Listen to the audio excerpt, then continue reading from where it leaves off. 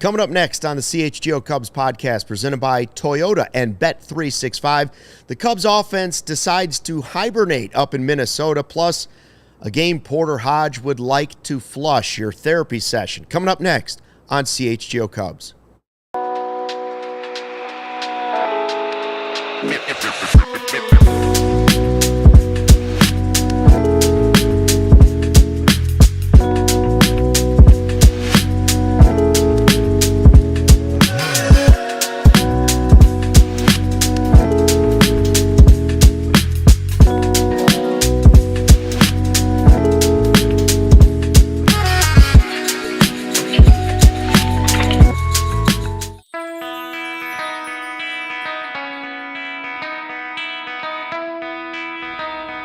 Hey, Chicago, what do you say? This is the CHGO Cubs podcast driven by Toyota. Let's go places and Bet365. Whatever the moment, it's never ordinary. Use the code CHGO365 at sign up.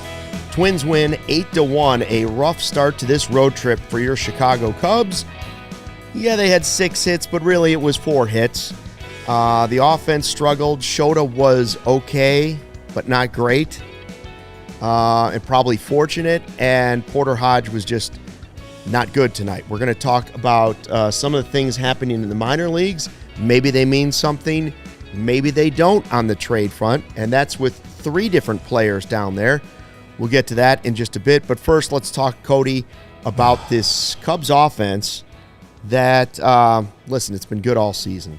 Yeah. There's been a handful of games where the offense hasn't been good.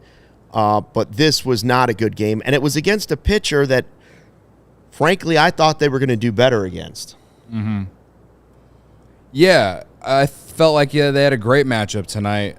The pitcher on the mound for the Twins tonight came in with an earned run average over 6 against left-handed hitters, and the Cubs had 4 of their 5 hitters, and the first 5 hitters in the lineup, 4 of the 5 were lefties. So, and we know who we're talking about here. This lineup's the same every night, so it's like you felt like you had a good matchup. I feel like Happ and Tucker probably were the best on offense.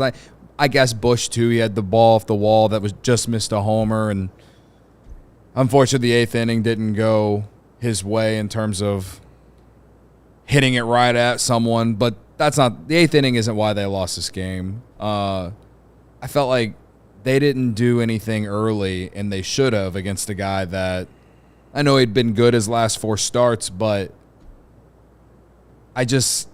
even some of the at-bats early, I felt like the Cubs had just missed some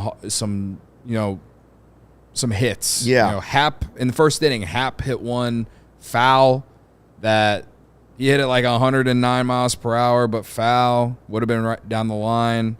So he's on it, but he was out in front. PCA did it later in the inning. So that they had some hard contact in the first inning, but just couldn't hit it fair. You know what I mean? So I felt like they were seeing him well, and I thought as the first time through the lineup went through, I felt like at some point they were going to get to this guy, and then they just didn't. And so for me, I'm throwing this one in the Lake Michigan folder. Throw it in one of their 10,000 lakes. Leave it up there. Don't even bring it back to Lake Michigan. Just leave it up there. I don't know what to really take away from this game other than the offense was very disappointing tonight, and obviously other concerns, but that's probably my biggest takeaway from this is that the offense looked lackluster. Yeah, we don't want to bury the breaking news. Tommy Birch says Kevin Alcantara left with a leg injury that's been bothering him for a while. Oh, crap. So, trading a guy with a leg injury, maybe not as easy as if that's the guy you want to trade. We'll talk about him more later, but that's the update from Tommy Birch in Iowa. But there's still more going on in Iowa that we do want to talk about as well. Simeon Woods Richardson, I thought it was going to be a better matchup, but when you go back and look at it, the last month, including the Cubs, he's made 5 starts and allowed 4 runs. That's 26 innings. Last 26 innings, 4 earned runs. Now, they took him out after 2 times through the order, so maybe they're helping him out that way. Yeah. And I was wondering if it was going to be a mistake because they took him out with only 61 pitches. Mm-hmm. And I thought it might be a deal, but the Cubs had opportunities to score runs. While they didn't have a lot of hits, how many walks did they end up with? 3? They ended up with 5. 5. So Kevin Wells likes to say that's the magic number. Mm-hmm. It wasn't tonight. They couldn't get the hits to go with the walks, and it just didn't develop. But first you had the 5th inning, and I thought the 5th inning was interesting because Boog brought it up in the broadcast. He said, are the Cubs being overly aggressive tonight? Does it seem like that? Yeah. And I was thinking the same thing. A lot of first pitch swings. They had the leadoff walk, and then Nico and Matt Shaw infield pop-ups that didn't make it like basically past the pitcher. No. Nico, I don't like on first pitches. And I listen, Nico's had a great season. Right. And he's been great with runners in scoring position and runners on base. Yeah. He swung at a ball that was like it looked way like looked like it might hit him. Yeah. And he like inside outed it and popped it up, and then Ian Happ struck out. So the 5th inning was disappointing. Yeah. Because there was an opportunity there. Especially a leadoff walk. Leadoff walk, you hope the guy's going to regret it, right? Yeah, yeah. And the thing about those 2 pop-ups, too, it's like Horner on the first pitch, Matt Shaw on the first pitch. I know. 2 So pitches, 2 outs. I think Boog was onto something, that they were being very aggressive against the pitcher, and it didn't work out. So, but they took him out, and I thought that might be a problem for them. I was like, 61 pitches. I'm old school. I'm thinking, why are they taking this guy out? Well, they did run into trouble after they took him out, but the Cubs couldn't score. Then in the 8th inning, 1st and 2nd, nobody out. Yeah. Well, back up and go to the 6th inning. Oh, yeah, 6th inning, too. You're right, 1st and 3rd, and Dansby. Right. Tucker walked to start the inning, so leadoff walk. Seiya strikes out. Tough night for Seiya overall. PCA, line drive down the right field line, but Willie Castro makes nice a great catch. play. You got to give him credit. And then Busch, I mentioned that be very, very top. You know, he hit it off the wall. He was so, like, just inches, a few feet, if anything, away from tying the ball game up. Yeah. And he hit it so hard that he wasn't even able to get to second base. And so you had 1st and 3rd on a long single, Tucker at third base. So, and then Dansby striking out, and with runners in scoring position again, like it's bad, dude. We complained about him in the 5-hole, and now we're complaining about him in the 6-hole. To me, I don't care about where he's at in the lineup. I'm just glad he's not in the 5-hole anymore. But he got 3 fastballs. He swung at 3 fastballs and did nothing with them. Did nothing with them, and it's just. I don't know what it is. It's not like he's been terrible with runners in scoring position like this his entire career. At some point, some positive regression has to come for this guy. At some point, he is not this bad with runners in scoring position if you look at the course of his career. But it's been it has to be at this point over 100 plate appearances, and it's horrific. Objectively, it is horrific, and like. He's one of the reasons. Marquis took the shot of Dustin Kelly while Dansby was up, and they were talking about his struggles with runners in scoring position, and it's just, I mean, he's not even hitting a $150 with runners in scoring position, right? Like right. 140 something. I mean, it's outrageous. Bad. So I don't know why he can't hit with runners in scoring position this year. I don't know. He's got home runs. Yeah. Right? But at this point, is it more mental than it is physical? I would say, yeah. You would lean to believe that that's probably the case. Yeah. It's almost like he has the yips with runners on base. Yeah. And I don't know if that's the case. I don't think a player would ever tell you that. But that's sort of the way it feels. Like, it's just the numbers are so crazy with runners in scoring position that it almost feels like he has the yips. Chicago sports fan on Twitter tagged us both in a suggestion, and he said, what do you think about Dansby leading off? The purpose behind my irrational take is that Dansby is horrible when guys are on base. And I would say, Chicago sports fan, I know you're probably joking. Yeah. I hate that idea because right now I don't want Dansby getting the most at bats on the team. Right, yeah. So for that reason, I understand what you're saying. Like, the guy can't get a hit with anybody on. Well, let's let him bat first. Yeah. But every other time he's coming up, still could have guys on base. This is the thing. You don't want that guy getting your most at bats. This is the thing. I'd like him batting in the 8th or 9th, to be honest. Yeah, like I think once or if, and the longer the season has gone on, the more I feel like the Cubs need to add a right-handed bat. And I know he struck out against a righty, but he's actually has way better numbers against lefties. So that's from why most of the season we saw him against lefties hitting in the 4-hole, which would make fans mad too, including myself. But the point is let's just use Eugenio Suarez as an example, because he's rumored to get traded if the Diamondbacks sell, right? And he would. If they traded for Eugenio Suarez is going to be hitting somewhere between that 4 and 6 hole every single night. And he should. He's got nearly 30 bombs, and we all know how good he is as a hitter because he's killed the Cubs plenty of times. So if you get that right-handed bat, and again, just in this particular example, I'm using Eugenio Suarez, that hitter is likely to be a better hitter than Dansby Swanson anyway, so you can move Dansby down, and hopefully the value of him as a hitter, which is at times streaky, at times really, really hard to watch.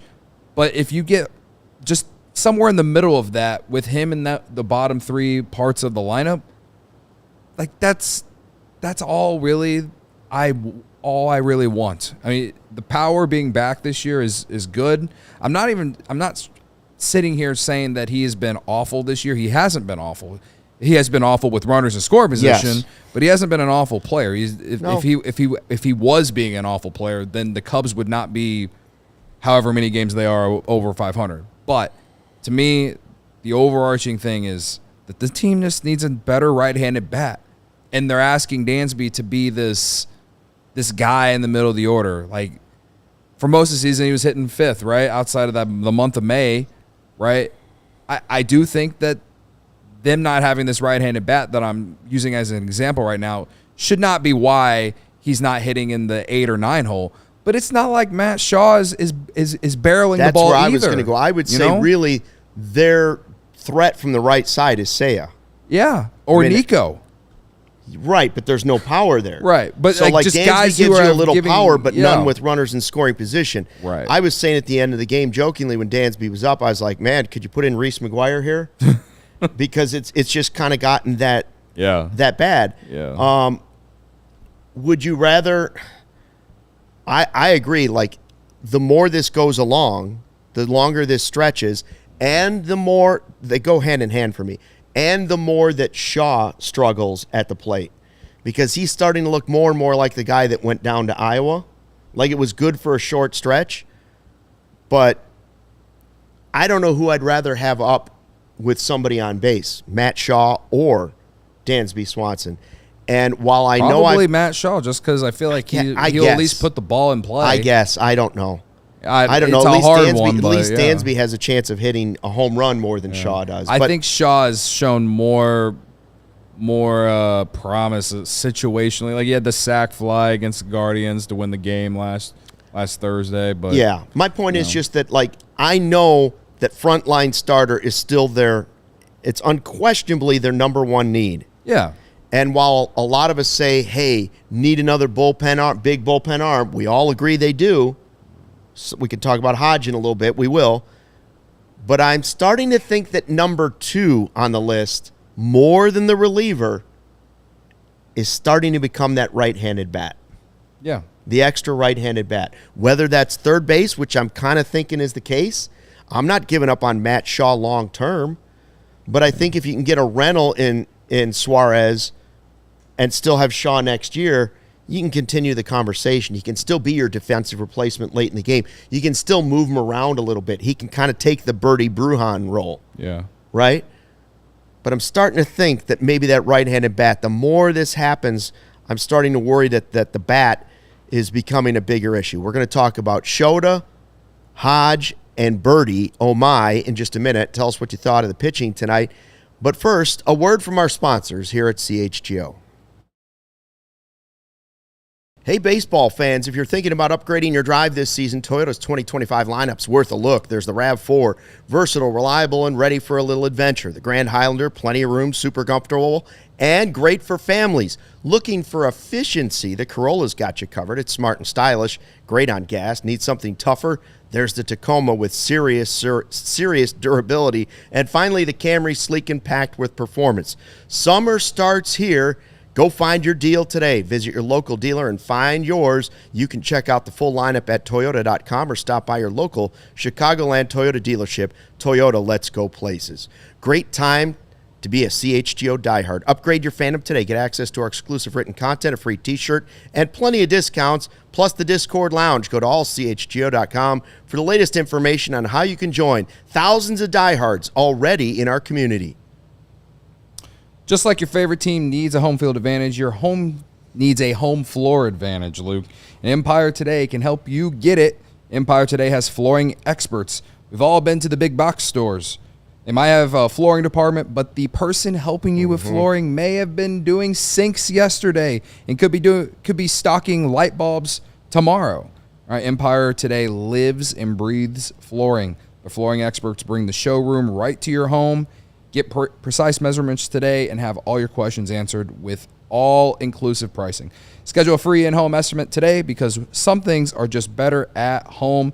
CHGO listeners can receive a $350 discount when using promo code CHGO. Again, $350 discount when you're using promo code CHGO. You heard that right. All right, restrictions apply. Visit EmpireToday.com/CHGO for full details. Again, $350 discount. Can't beat that, guys. Empire. All right, Cubs lose 8-1.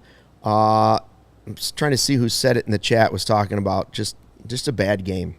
Just a bad game for the Cubs, and I would agree with that. What could make you feel better about this bad game is going to our merch store and getting our new MVP shirt.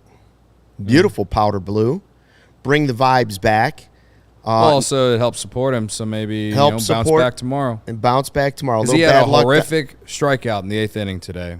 But that doesn't mean that that does not define his season at all. No, but you're right. 5th inning was bad for the Cubs offensively. 6th inning was bad for the Cubs offensively. And then the 8th inning, 1st and 2nd, nobody out. You got the meat of the order up. The guys you want batting with 2 on, and you're thinking, this is it. This is a chance. They still can win this game, right? Because it was a winnable game at that point. Seiya strikes out. PCA strikes out. Busch lines out. Watching the game, why does Seiya's had this great season? We both think everybody thinks he should be an all-star, and he should. When he strikes out, sometimes his strikeouts are as ugly as anybody on the team. It's so weird. Yeah. And you're right, PCA had an ugly one tonight too. And I would say, while he should have had a hit down the right field line and probably would have if it was Wrigley Field because that wall would have been right there, it wasn't like he struck the ball at 110 or something like that. You know, it was just a well-placed ball. So hopefully PCA comes through tomorrow.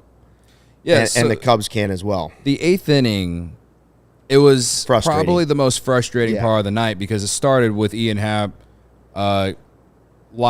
getting a single to start the inning, what you want your leadoff hitter to do. Kyle Tucker down 0-2 in the count, works a walk, 2 walks and a single tonight for Tucker. So he on base 3 times. He's doing his job. Seiya comes up, strikes out on 3 pitches. Pete can't help him out, and he strikes out in a handful of pitches. And then Busch hit one hard, but into a glove. So I will say this, the guy who came in for the Twins, 38% K rate for the season, among the tops in the league in K rate for relievers. I think they showed that on Marquee. Can we get that guy? So the entire inning, especially after he got PCA, I was like, can we get that guy? Is that the guy from the Air Force? The first ever... last name's Jax. Yeah, first Major League Baseball player to graduate from Air Force Academy. Yeah. Vanilla Chill, I think, was saying exactly what I was here in the live YouTube chat here at the all-new CHGO Cubs YouTube channel. Make sure you subscribe, first of all, then tell a friend, tell a neighbor, tell a total stranger. he's saying basically like Seiya has some of the worst strikeouts for somebody who's a great hitter all the time. Yeah. He's consistently a great hitter.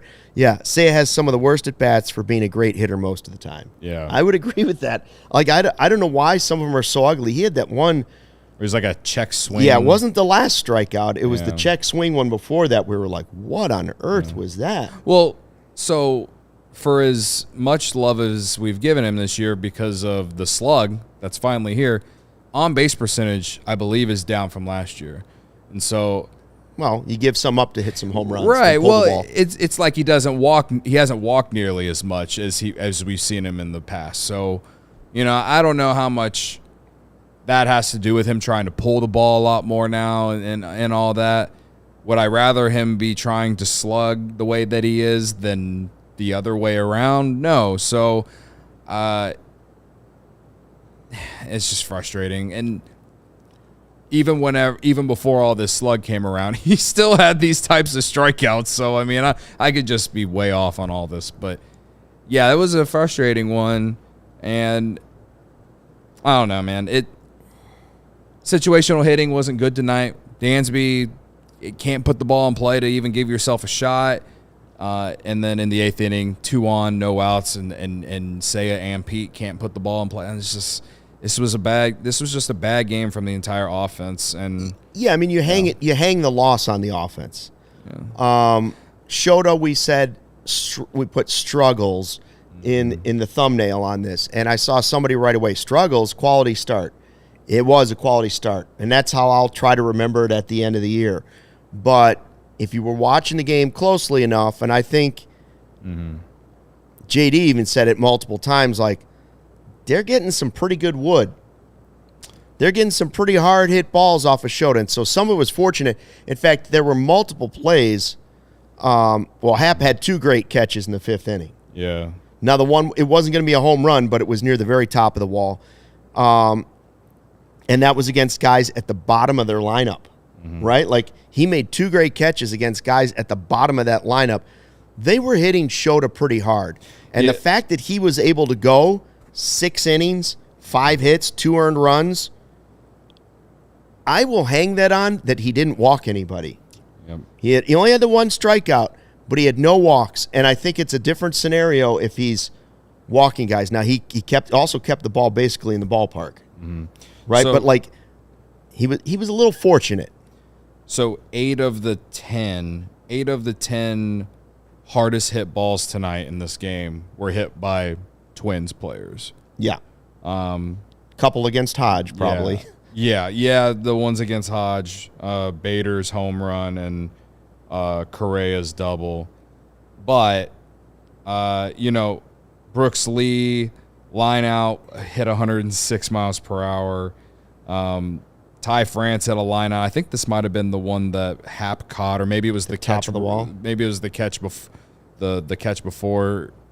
Yeah, where he's running towards the wall. Yeah, that one was hit 108. That was caught. There were a lot, and there were a lot more of hard hit balls. Willie Castro against Shota, 101 on a line out, right? So Gary says his fastball was down 2 miles per hour tonight.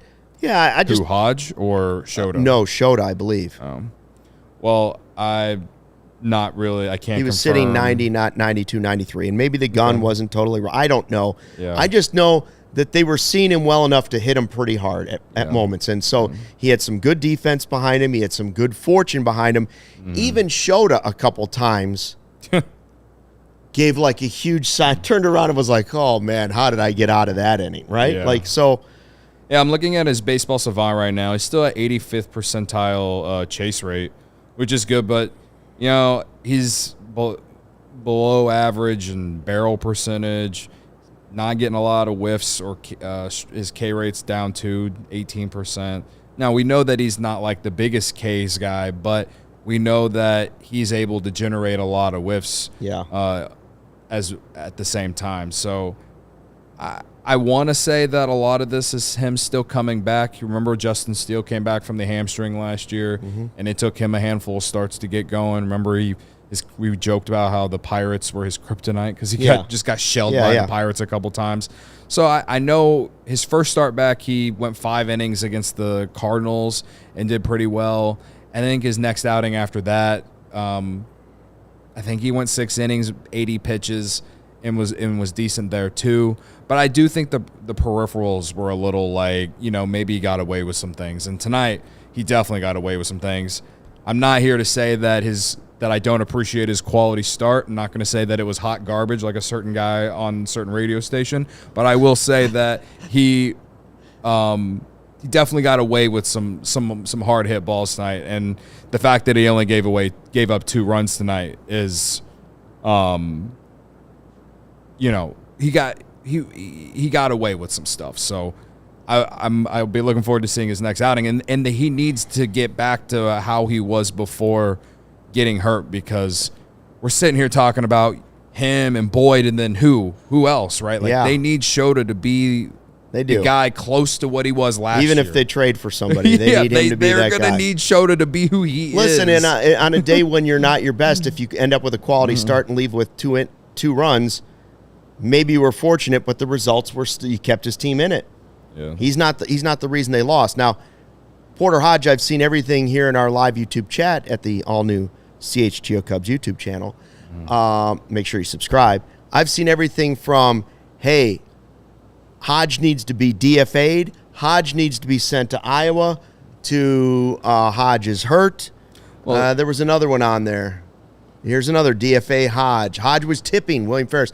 Listen, I don't know what it was. What is your stress level over Porter Hodge? Now, he went 6 straight guys reach base in the 8th inning. Walk, 3 homers, double, wild pitch, liner off Dansby. Gave up 6 runs and 3 home runs and didn't get an out. Yeah. I'm with you. It was a terrible outing, and the game was over. That was it. That was the game right there. It was done for. They made clear of that. Well, Birdie came in. But, I don't know if I'm as panicked as everybody else. Gary said the miles per hour is down. I didn't look back at it, but I'm pretty sure he had 2 scoreless innings against the Cardinals with 2 strikeouts in each inning. Now, I know he gave up the homer against the Astros. I'm just saying his 2 outings before this were scoreless inning, 2 strikeouts, scoreless inning, 2 strikeouts. Yeah. Well, I will say that he hasn't been used in high leverage. He's basically been used when the Cubs are down. He's in a different role than he was in, He hasn't earned the trust back from Craig Counsell, and that's my biggest thing. Right, but the dead will walk the earth says, I feel that he hasn't been good all year. No, he was great. He was their closer. He was like their... he was great until he got hurt. Yeah, he was one of their better relievers before he got hurt. You can go back and look at the ERA before he got hurt and use that against us, I guess, but they also you have to also realize that he was a reliever in that, he had a couple bad outings in there, but that doesn't mean he's been bad all year. So first off, though, he's got options, so they're not going to DFA him, right? No, but no. If you're going to send him back to Iowa to I don't know, get right or something, I don't know what they should do in this particular situation, because I didn't think I'd be talking about this based off what I saw before the injury, and then since he's come back from the injury, he's quite literally only pitched in low leverage.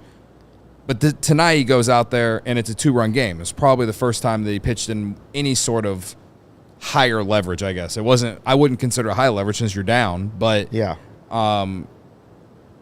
but the game was over when he left. It was concerning because a lot of hard contact, and I just know what he's been when on, and we haven't lethal. To me, when he's on, he's lethal. To me, he hasn't been great since his return. Even though the box score says different, I don't think he's been great since he's returned, and that's why I don't think that he's earned the trust from Craig Counsell either. I know he wasn't great right before the injury, but I kind of chalked that up to being part of the injury. And so I wonder if it's the same thing on the backside. Like, this goes back to the ALLCITY thing with the Cubs. Like, is it possible Hodge was hurt a little bit longer, wasn't letting on, was trying to pitch through it? Then he went on the injured list. Then he came back. Maybe he came back a little bit too soon because he wanted to get back. I don't know. But I'll agree with you that at least the yellow warning light is going off for me at the moment. We'll talk more about it in a second. But first, a word from our sponsors.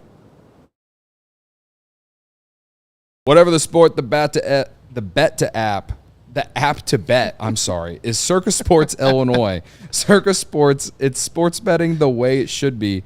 Circus Sports Illinois has high betting limits, low holds, and exceptional customer service. Bet on all your favorite teams in every game this season. Spreads, props, futures, or in-game. Circus Sports has it.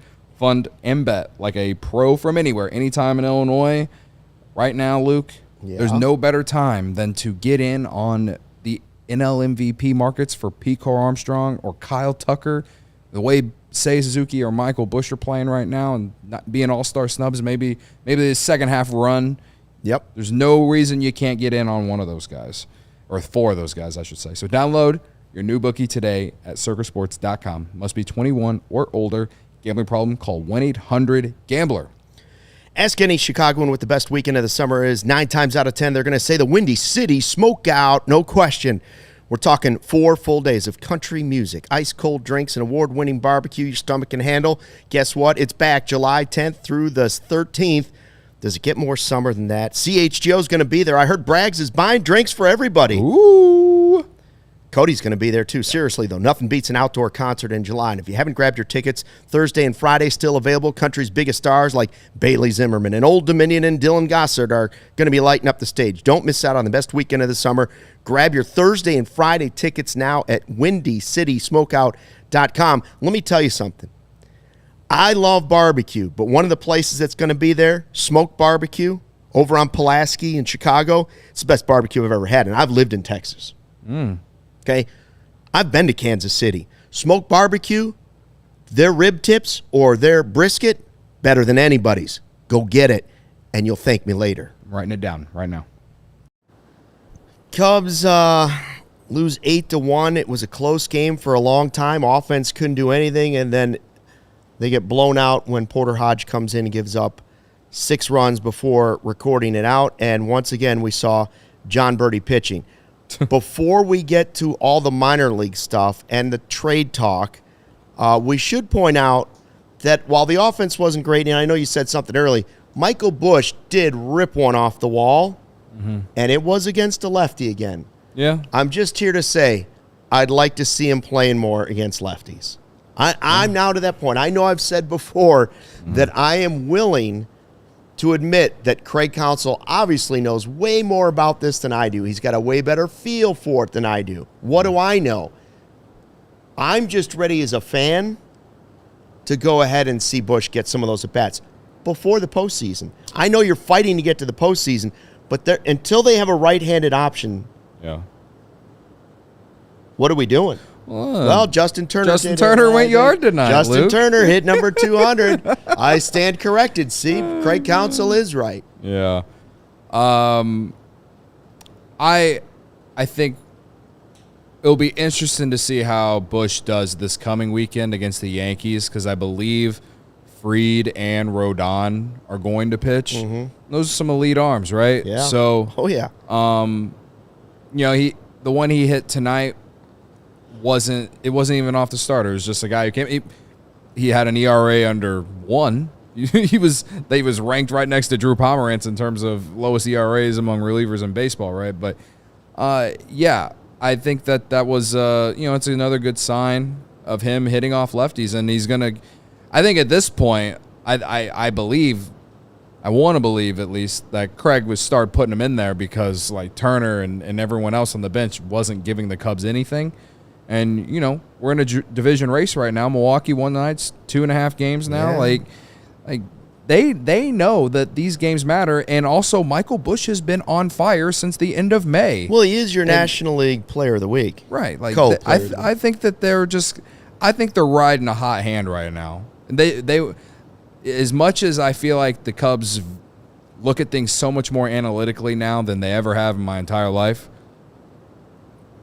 in many ways, I feel like they're riding this Michael Busch hot stretch right now, and or at least Craig Counsell is, and he's putting them in there. I want to believe that long term, or as we keep moving along, they're going to continue to let him face lefties. But right now, I feel like they just don't have any better options. Yeah. And so whenever they add that right-handed bat, I will be interested to see how that goes. But also, again, Justin Turner isn't really warranting more at bats. The home run tonight is nice. Hopefully it means something. I hope it means something. It was a moment where it didn't matter, right? But I'm grasping for straws for Justin Turner, man. I really am. Number 200. Alan B says, hot take, Cubs in second place at the break, but they just went 5-1 on a homestand. Let's not overreact to a bad loss against the Twins. Well, we all do. Never I seen do that it before. too. The great Lance Brozdowski, friend of the show, tweeted before the game that Jackson Wiggins, who had missed his last couple starts and was recently removed from the Futures game, is saying, one of his sources is saying that he'll be back around July 19th. It is workload related, and if he comes back around the 19th, that it'd still be a couple weeks, probably a couple appearances before the actual trade deadline, if you were thinking about trading your top pitching prospect. Now, if you were, you better be getting something back under serious control that you're very excited about. Yeah. Right? Yeah, you could be. I understand the whole workload thing. That's it's a real thing around baseball right now. I also think it could be, well, there's no sense. The guy also had Tommy John a couple years ago. Yes, if you're in these conversations already with other teams about what they want, and you have a team right now that's hardlining you and saying, we'll give you that, but Jackson Wiggins is part of it. Even if you haven't decided you're going to give him up, there's a good chance you might just want to say, let's not have him get hurt.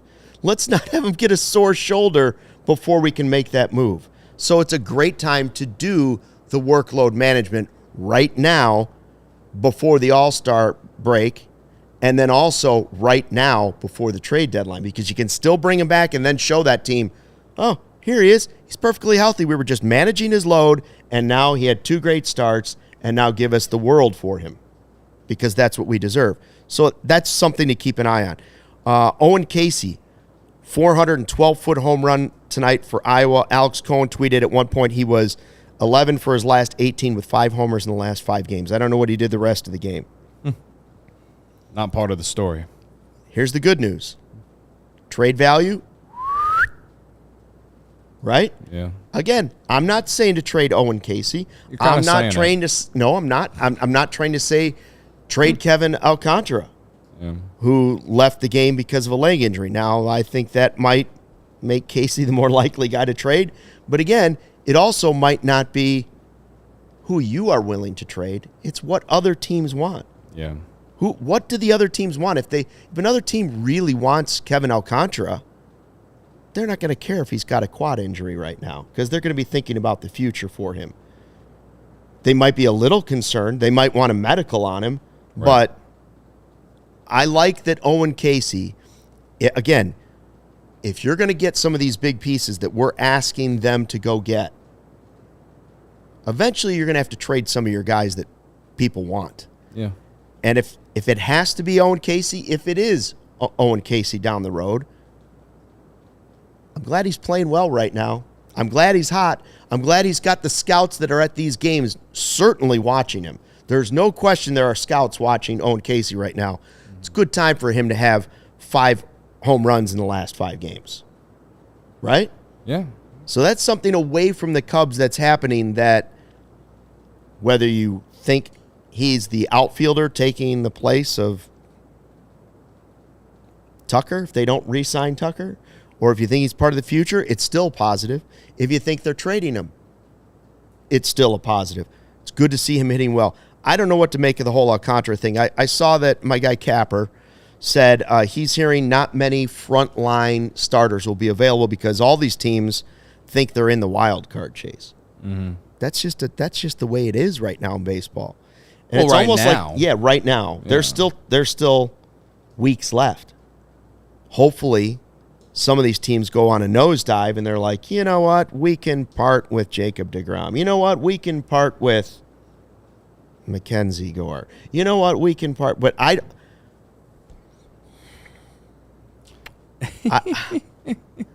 think the Cubs have. I will say that I think the Cubs have a real problem if they can't get a frontline starter. Like if there aren't enough frontline starters out there for them to get, or they're going to get outbid because there aren't enough of them out there, then I think the Cubs have a real problem, because I think there are teams like the Phillies who would be super dangerous in the postseason because of great frontline starters. Obviously, the Dodgers, frontline starters could be a big problem.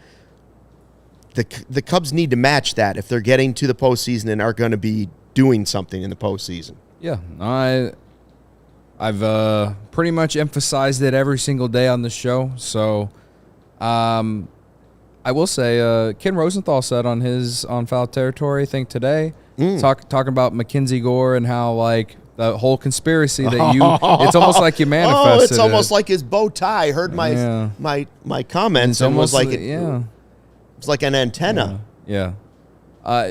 He didn't say he was going to be traded, but he didn't say that he wasn't going to be traded. So he didn't say he was off the market. Whenever Mackenzie Gore is traded, you can thank that. Luke Stuckmeyer for manifesting it. But let me, as far as Wiggins goes, I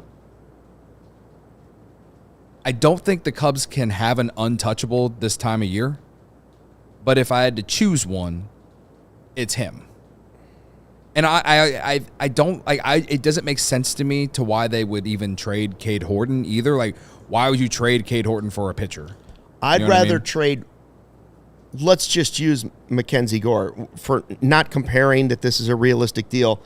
Let's use Mackenzie Gore as the example. Okay. He is available, but they want either Horton or Wiggins. Yeah. Well, I would part with Wiggins because the other guy has at least pitched in the majors already. Yeah. And I feel like I'm going to have to get, like, well, I basically have become comfortable with that. I'm just saying that if there was one guy that I wouldn't trade, it would be him. In the minor league system. Yeah. You're saying it's outside of Ballesteros, of the most, that's a whole nother conversation. Nobody's untouchable, but your untouchable ranking, he would be the highest on the list. Yeah, and more than Ballesteros. And the reason that I don't have untouchables is just because it's kind of like what you said. Like, it's all about what teams want. Teams know that Wiggins is probably the Cubs' best pitching prospect, and you know, he's pitched well this year. There's a reason he got invited to the Futures game, and there's a reason that he was drafted where he was drafted, and all these things. So I personally want to do everything. I want the Cubs to do everything they can to not trade him. But if it can get you a controllable frontline starter, then maybe that's what it's going to take. So I hear what Gary's saying in the chat. Yeah, would it take Wiggins and Casey to get somebody like Mackenzie Gore? I don't know, but I would do that. Yeah. That's a deal I would actually do. Not having like massive prospect information on either guy. I'm just saying, if you have a surplus in the outfield, I'm willing to part with that.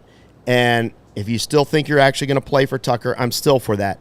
And Wiggins instead of Horton, that means next year you'd have, without Steele, you'd still have Shota.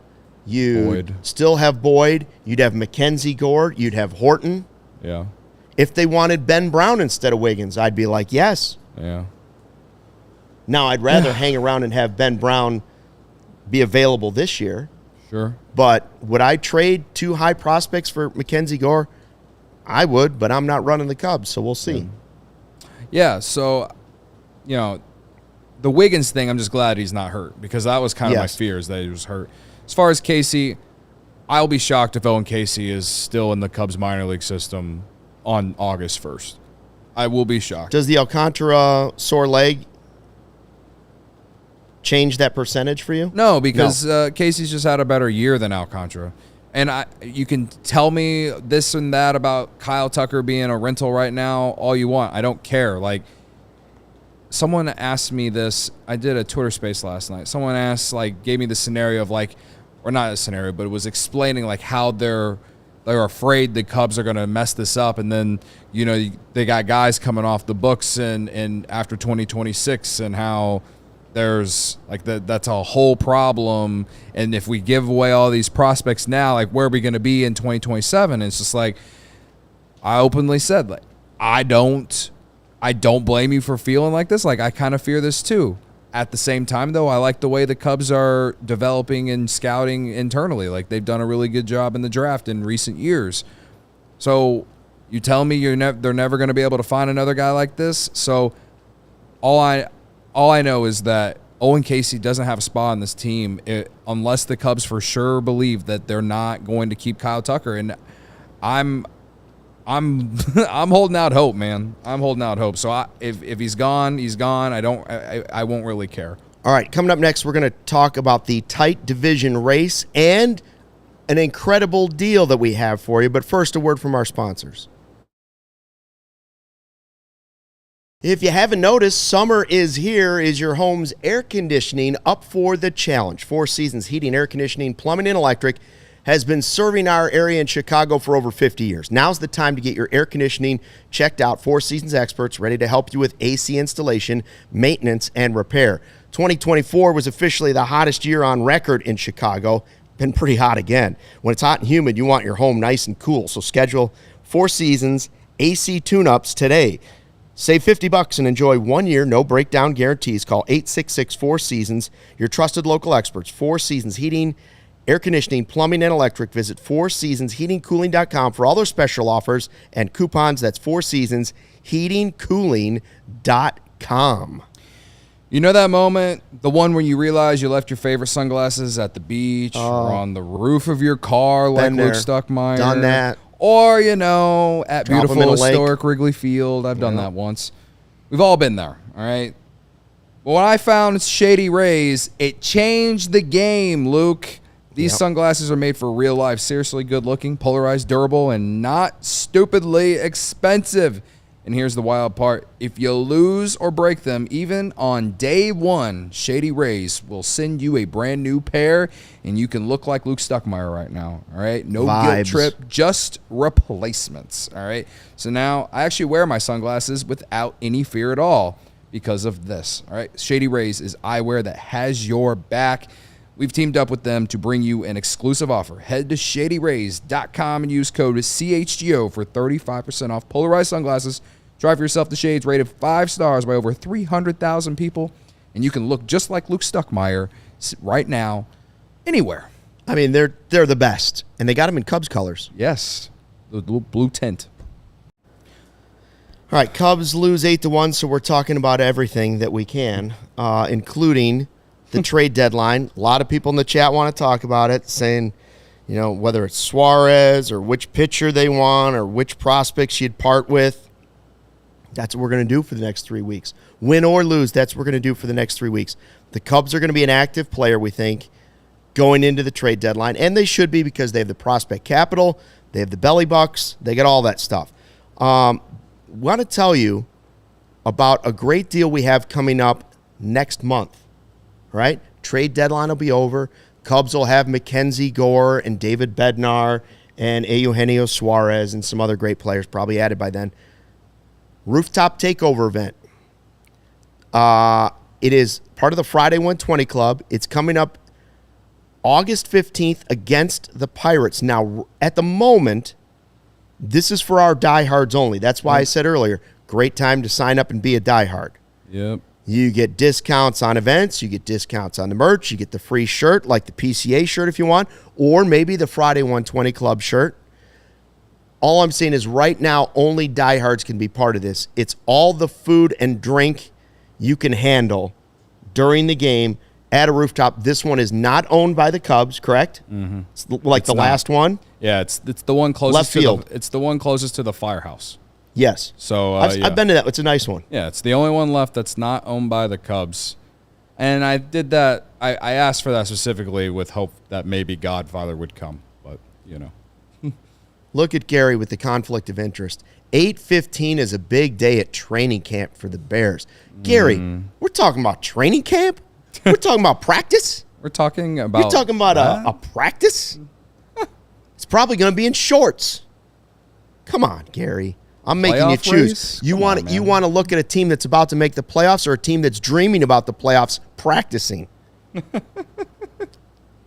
Yeah. So, yeah, it should be a good time. We've never done Rooftop, and I've been to that one in particular. So it's really cool. And, again, all you can eat and drink.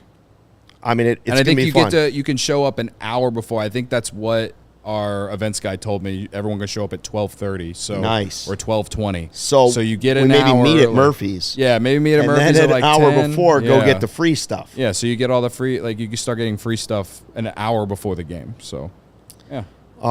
Yeah, Gary, I don't care that All the the Bills are going to be in information. town. It's a practice. Listen, the other great thing about the Rooftop real quick is that if it's doing what it's doing outside tonight and it's a little slow to get started because it's pouring rain right now, you can go inside. You can go inside that rooftop and still have fun getting ready, waiting for the game. Yeah. Eat the food, have your drinks, all you can do. Cubs lead over Milwaukee down to 2.5 games. Are the Brewers becoming more annoying than the Packers? No. They don't have a stranglehold on the Cubs, you know what I'm saying? Like the Packers and Aaron Rodgers, yada, yada, yada, we all know. Yeah. But the answer is no. No. They're just But annoying, good golly, though, man. they have become annoying. They are annoying, yeah. They are the annoying, pesky little brother, aren't they? Yeah. Yeah. They I don't know how this is the best way to explain it. I think they stole the devil magic from St. Louis like 8 years ago, Yeah. and they've just never given it back. Like, that's the best way to explain it. Yeah, I don't know, man. I'll give them credit for they've developed some arms that I'm like, man, can the Cubs do that? You know, they developed Freddie Peralta, developed Corbin Burns, developed Brandon Woodruff, right? And now this Mizorowski guy, they drafted him too. Like they I don't know. It's only been a handful of starts. I know he's getting a lot of hype right now. 12 strikeouts against the Dodgers tonight. You gotta tip your cap to that. But that's something that they do that makes me scratch my head and like, how do they do that? But at the end of the day, like, I still feel like the Cubs are better than them. I really do. I still feel like the Cubs have more depth than them. I still think the Cubs have the experience and all that stuff that outweighs everything they have. The only way that I'm probably changing my mind on that is if Churio has an insane second half like he did last year and looks like a superstar again, because he hasn't really been that this year. Yelich has been surprisingly a lot better than I thought he would be coming off the back surgery. Yeah, I was hoping he was going to retire. Right. But, Caleb Durbin's been a great addition for them I think he was part of the Devin Williams trade. But I asked you the other day, is it possible that the Brewers have the best 1-2-3 rotation in the division now? And you said, and I agree with this, that if the Cubs add the right name, Mackenzie Gore or somebody like that, I would make an argument that the Cubs would have just as good or better.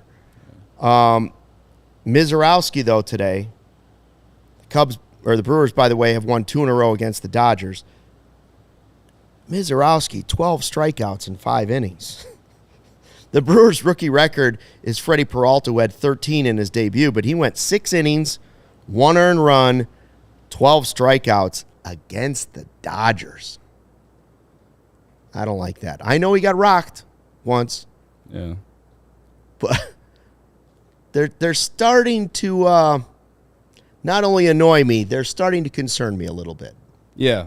Yeah, no, they're definitely the team that coming into the year, we were like, they were still the team. Like maybe the Reds. They were the team, but I thought the Reds would be the team going, and they just haven't put it together. We all we felt like it was the Reds, but we also knew it's like, well, the Brewers, we thought they wouldn't be that good last year, and then they won won the division by 10.5 games. Yeah. They lost all those pieces. This year they lost 10.5 games. That's still, to say that is so insane. Yeah. Now they lost to Willie Adames, and they didn't replace him, and so they started off slow. They lost Corbin Burns. That didn't bother them. Right. They lost Hader. That didn't bother them. But those two guys, I don't think that's as big. I don't think those two are as big a losses as losing Adames and they're doing this because, yeah, okay, they lost Burns, but I just mentioned a handful of pitchers that they developed. Yeah. Right? And That's why they traded Devin Williams, but McGill just slid in and been closing games for them. That's not a big deal to them. And who was the other guy you just mentioned? Devin Williams, Hader? Hader, yeah, and that's the same thing. Like, they had Devin Williams that just slide in there, right? He blew that game in the playoffs, but whatever. He was still a great closer for them. Yeah. You know, like, they didn't replace anyone at shortstop. They haven't been getting good production at shortstop at all this year. Joey Ortiz has not been that good. I think he's been on a little bit of a hot streak of late, but overall, he hasn't been that good, and they're still doing this. And so that's what makes me scratch my head into, like, why they're so good. And I do think that them adding Mizorowski to the rotation and how good he's been has been a big factor.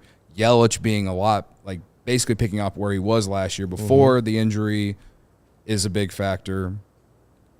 It's frustrating. It's annoying.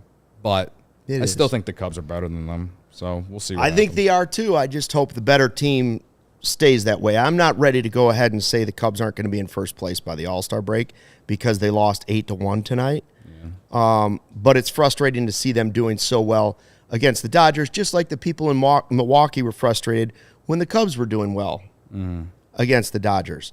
And I still think that the Phillies and Dodgers are the two most dangerous teams in the National League. Then, yeah, I think you have the Cubs and Mets and Brewers and some other teams in there mixed around, kind of being Padres. But I still think Phillies, Dodgers would be the two teams, if I said today, who would be the favorites in the postseason. I would still think it would be those two teams. Yeah, Phillies are interesting, but I am curious what they're going to do this deadline. Like, their core is getting older, so I feel like they got to go for it one more time. Starting pitching will be their plus. Offense, I mean, it's been kind of inconsistent this year, but they still have dudes. Dodgers, I just don't understand how they only score one run tonight, and it's a leadoff homer by Shohei Ohtani.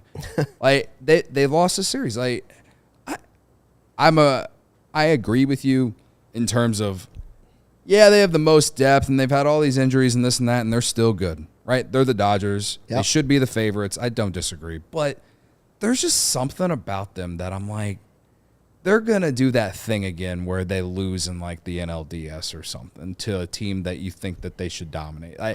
Hopefully the Cubs. I think the whole, like, baseball thing in October is going to happen to them.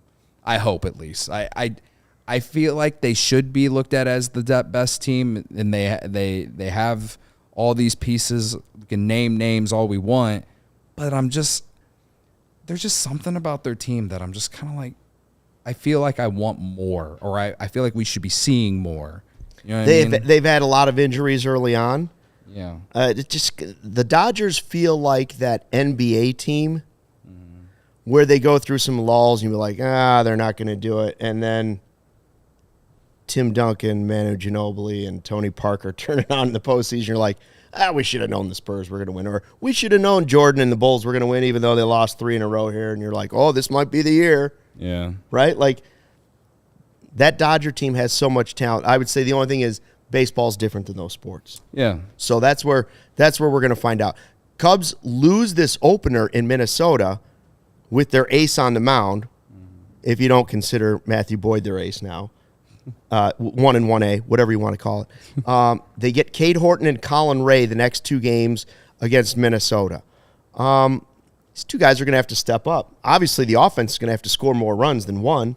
Yeah. You're going to need more than a Justin Turner solo shot with the game out of hand. But we're going to see what Cade Horton's made of tomorrow. Yeah, he coming off the 7-inning start against the Guardians last week. Now, Guardians' offense is pretty bad, so I'm not trying to take anything away from Cade Horton. But this Twins offense, outside of Byron Buxton and Willie Castro, like, it hasn't been very good. Even Correa's he's got a 686 OPS right now. Everybody says how great Correa. I'm like, okay, yeah, that's a big contract. Yeah, well, I got a lot of frustration about. We get a lot of frustration about Dansby Swanson, me included, especially tonight. That's right.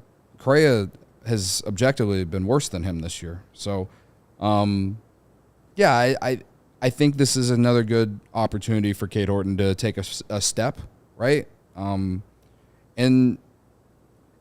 more importantly, the offense needs to be better tomorrow. Like they just do. You gotta score more than one run, and it being a solo shot from Justin Turner for 200 career homers. Well, hopefully it's coming. We will be here for a post-game show for a full hour once it's over tomorrow. And hopefully it's a big game for Cade Horton and the Cubs offense as they try to bounce back against the Twins in Minnesota, one of the last 5 games before the All-Star break. Thanks for checking out the CHGO Cubs YouTube channel and podcast. Make sure you subscribe on the way out, like, tell a friend, tell a neighbor, tell a total stranger, and don't forget, as always, fly the W. We all silly like the mayor.